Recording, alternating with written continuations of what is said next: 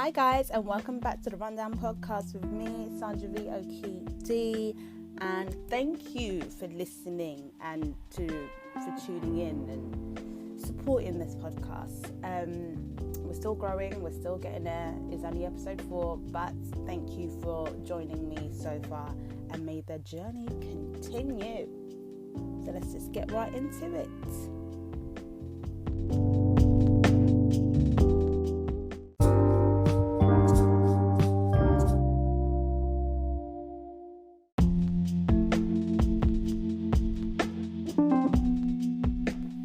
So when it came to this episode 4, I literally kept going back and forth on what I actually wanted to talk about, and I knew I wanted to continue the conversation surrounding Black Lives Matter, but I just felt as though everything surrounding it was so negative, and I was just constantly viewing, seeing, listening, hearing so much negativity surrounding it. Like, we're reliving this whole racism towards black people, and as a black person it is reliving, and then you're just seeing constant images of black people dying at the hands of police brutality and racism, and then being called a monkey on your way home from a protest from EDL people and Voting First. I literally felt like I needed to mentally break away for a minute and just socially distance myself from this, because it was mentally overwhelming. Like, it's a different kind of tired, it's a different kind of exhaustion, it's a different kind of anxiety that just sits heavily on your chest. If you're just constantly, eating fat all the time, then you're going to put on fat, essentially. If you're constantly reading, hearing negativity towards black people and people killing black people, it's going to sit negatively on you, and it will impact you differently. And that's how I felt, and I feel like that's how a lot of people have been feeling as well recently. Like, it's not an easy subject to talk about and to get involved with. So I literally mentally distanced myself from social media for a minute, and just focused on, watching Real Housewives of Atlanta from the beginning, just to catch some laughs. Had a glass of wine, read a book, a fantasy book even. Like I said, mentally break away. And I think that time for yourself is so needed, and it's so important to be able to rebalance yourself and look after yourself, because if you don't look after yourself, then everything else will come out how you're feeling. And I did not want to take out any negative energy on anyone else, so rebalanced it up. And during that time, though, like I said, I wanted to continue to talk about BLM, but I didn't want to make it negative. I didn't want to make it full of hate. So thinking about other ways that we can do, what we can do to help this movement move forward. And one of those ways is to support black businesses and to close that racial wealth gap that exists today. And supporting black business is super important, because let me just read these statistics real quick. This is from the Office of National Statistics, and it says the average white British household has around £282,000 in wealth, including property. And according to figures, black Africans have less than 1/10 of that, which is about £23,800. So for every £1 that the white household have, a black African household have just 10p, and black Caribbean households will have 20p on average. Now, just because I said that does not mean to say that there are not successful black businesses out there, and that there are not successful black people out there in general, and that we don't own property. There are many and plentiful black people that do own property and are successful and have businesses. However, on the grander scheme of things, when it comes to, on average, and you compare every single person in the UK, there is a massive racial wealth gap. And by supporting black business, and by supporting us, we're able to close that gap. We're able to strengthen our local communities and put more money into those communities that could be predominantly black and, you know, have more black people around them. It could increase jobs for black people because some people may not be hired by other companies. Remember, many large companies say they support minorities, but practice policies that keep systems of injustice intact. So we need to further help them out so that they can pull out a seat to the table. Do you know what I mean? So that they can discuss the big issues as well. And what did I read? On 27th of June, Saturday 27th of June is Black Pound Day. So that's, you know, encouraging us to, on that day, we spend money. I mean, that's very clever as well because I know I get paid on Friday. So spending my money on Saturday in black-owned business, and that's what I will be doing. And for those who want to say something like, oh, you know, that's not fair, that's going to create even more racial tensions, blah, blah, blah, you know, what did the white business do to you? It's not about that. Like I said, it's about there have been systems of injustice intact. And if we knew our history of the UK, it would make a better understanding of how black people and minority ethnics have been held back in this country, how we've not been approved for this loan, but this, you know, this white person was approved for this loan, or there's many things that have happened that have led to the reason why there is that wealth gap there. And by supporting black business over time, it will definitely put black people in a better place and help us furthermore. There are many little things that we can do to further help this Black Lives Matter movement.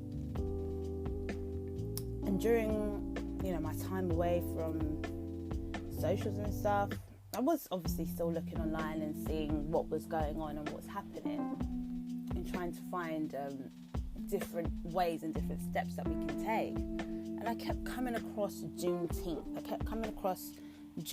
All the time. And Juneteenth is an annual celebration for the end of slavery in the US. The holiday commemorates a specific day, June 19th, 1865, the day the federal troops arrived in Texas to ensure that the enslaved were all free. And I remember, I looked at it and I thought, where's the British version of this? We don't have this version in the UK. We don't have it. And we don't have a day, let alone a day for us to make a bank holiday, because that's what they're trying to do over in the States, to try and make it a national holiday. We don't even have that one. And I just don't understand how this country wants to move forward in Black Lives Matter movement and, you know, help ease racial tensions or whatever. But if this country can't acknowledge its own past, his history, its role that was played in slavery, then how are we supposed to move forward? How are people supposed to understand the racial injustice that exists if you don't acknowledge the foundation of it all? You know? When I was a child, I thought that the first black people to arrive here was from the Windrush generation. I did not know that enslaved people were already here. I did not know that. And that sounds silly. You know, I'm a grown woman now, but that's the education system. It doesn't even teach us our basic history ourselves. So I wanted to basically start a petition that allows us to celebrate August 1st as our day when the UK set free the enslaved across the entire British Empire. So not just even in the UK, across the British Empire. And that's August 1st, 1840. And the reason why I want this day, let me just give you guys a quick rundown on how we got to August 1st, 1840. So in 1807, Parliament passed the Slave Trade Act of 1807. Now, if you look at the back of your £2 coin, it says 1807 engraved in it, and the zeros replaced with chains that are like essentially broken. And that is supposed to commemorate the end of slavery in the the UK. Now, I don't agree with this year because all that act did was to outlaw international slave trade, but not slavery itself. Slavery still existed in 1807. They were still being treated like slaves. Those who wanted, who pushed for this act to happen, they showed very little interest in actually abolishing slavery. It all comes down to money, how much profit is being made. The slave trade itself at that time was no longer making big money. It was making very small profits. But big profit was being made through the sugar plantations of the Caribbean. Therefore, slavery had to continue. It wasn't about trading people anymore, humans. It was about them working in the fields to bring in bigger money. Then comes 1823. The Anti-Slavery Society was founded in London. That's another thing. I want to know where this place is. I didn't know about this in school. That's something that we should be taught. What building they use in London to commemorate this. Is there a blue plaque on there that said, here's where the Anti-Slavery Society was founded? I want to know. I would like to know that. Now, the Anti-Slavery Society were committed to the abolition of slavery in the British Empire.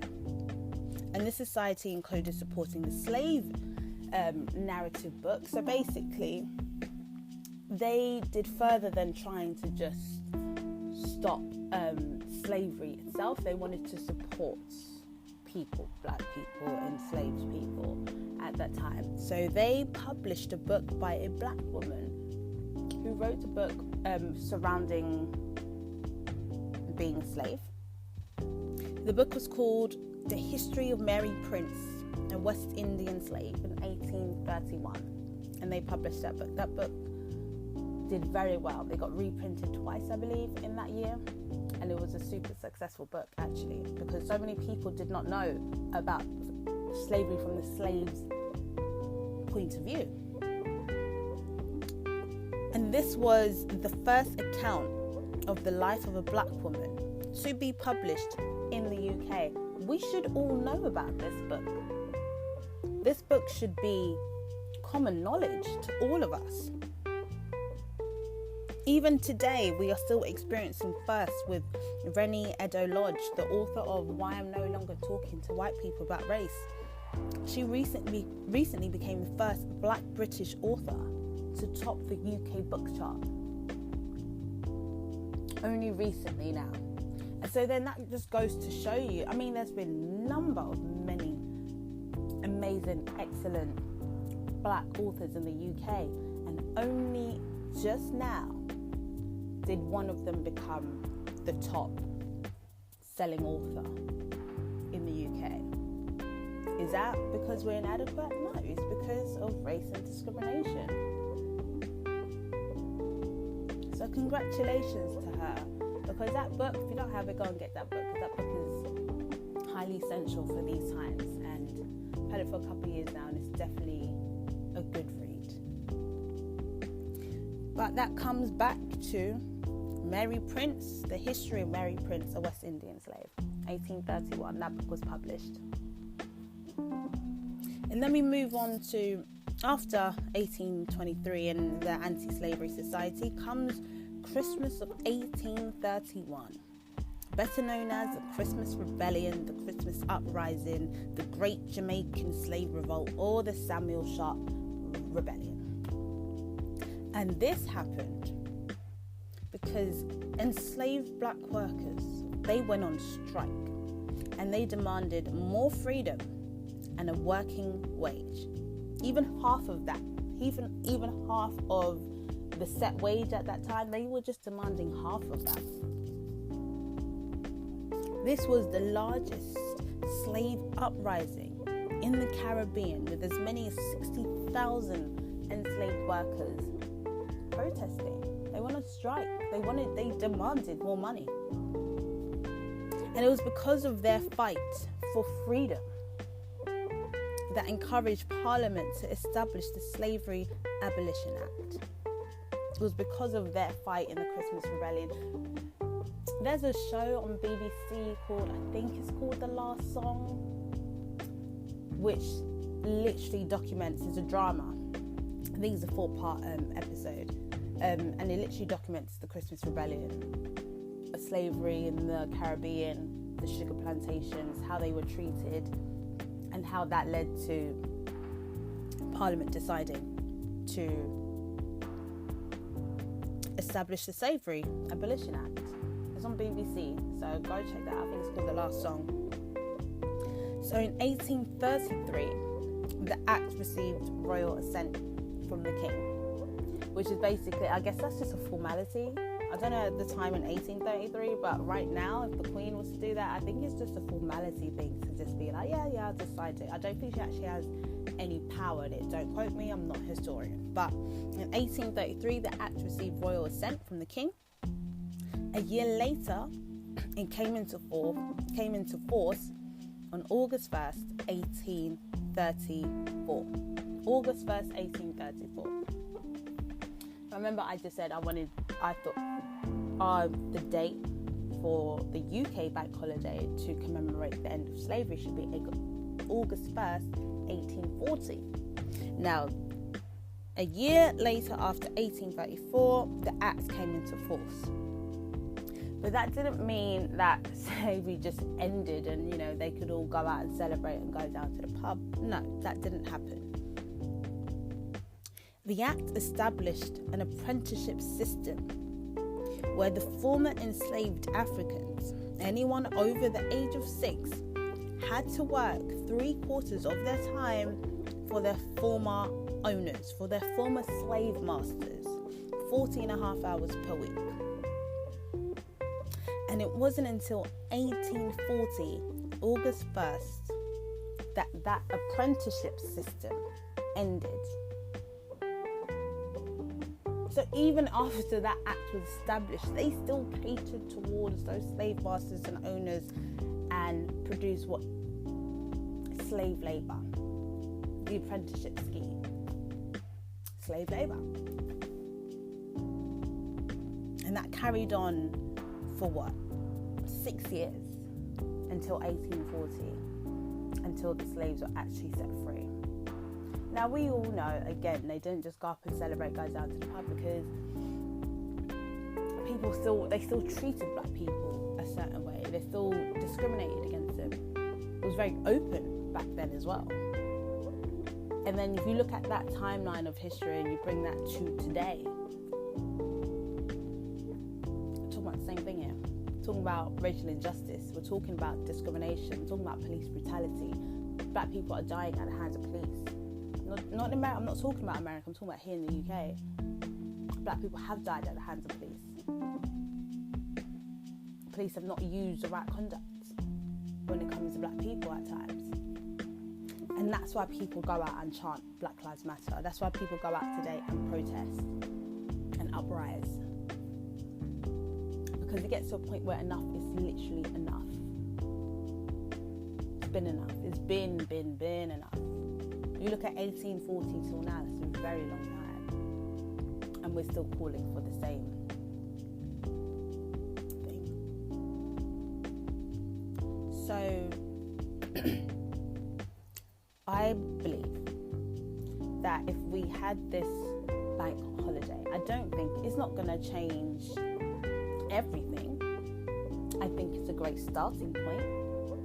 I think it's a great first step that we can make. This country can make to move forward. It's like you can't argue with, if you're arguing with your boyfriend or your girlfriend or something, and you guys keep arguing over the same thing, and you just keep brushing it over, sweeping it under the carpet, moving on, you're going to keep going back to that same argument because you have not fixed the root of the problem. You've not gone back to the foundations of that argument to rectify it. You just keep covering over it. And that will extend and become something so much bigger than it is in your relationship. Or you could even end up breaking up with that person. But had you just gone back to the beginning and checked the foundation, the root of that problem, and made that first step, maybe you can overcome that argument. Like I'm saying, I'm not saying that this bank holiday is going to change everything. But what I'm saying is it can act as a first step in recognizing our history and our foundations and teaching us properly, our new generation. You know, it won't just be a day to celebrate and be happy, and be a day of reflection, another day of reflection. You know, we have Black History Month, but who said we can't have another day to understand this better? So I did actually start this petition itself. I actually put it up on change.org already. I started the petition, put it up on change.org, and wrote a whole paragraph of reasons as to why, and we gained a good amount of signatures so far. At that time, after a day, I think we gained about 131 signatures, and then the government decided to change their policies, and now petitions cannot be debated in Parliament unless it's gone via the government website itself. So I had to take it down from change.org, close down petition, and then reapply it on gov.uk. And once it's been put up, then they have to review it for like a week or so. So I'm currently still waiting for them to approve of the petition. Once it's been approved, I will put it back up again, and then we can re-sign and just get this day to happen, and just, you know, we do this together. Get as many signatures as we can, because I think this will definitely make history in the UK, and it will definitely be a good start, and it will definitely be a good step forward. So once it's back up, I will let you guys know, and I'll put it across all my socials for you guys to sign and share and talk about forever. So you can find me on my Instagram at sandra.ve.okidi, on Twitter at Sandra_VE_Okidi, and I will just keep you guys informed with everything over there. Thank you guys for listening to my podcast. I will be back with another one. I already got an idea what I'm going to do, but I'll be back with another one. See ya.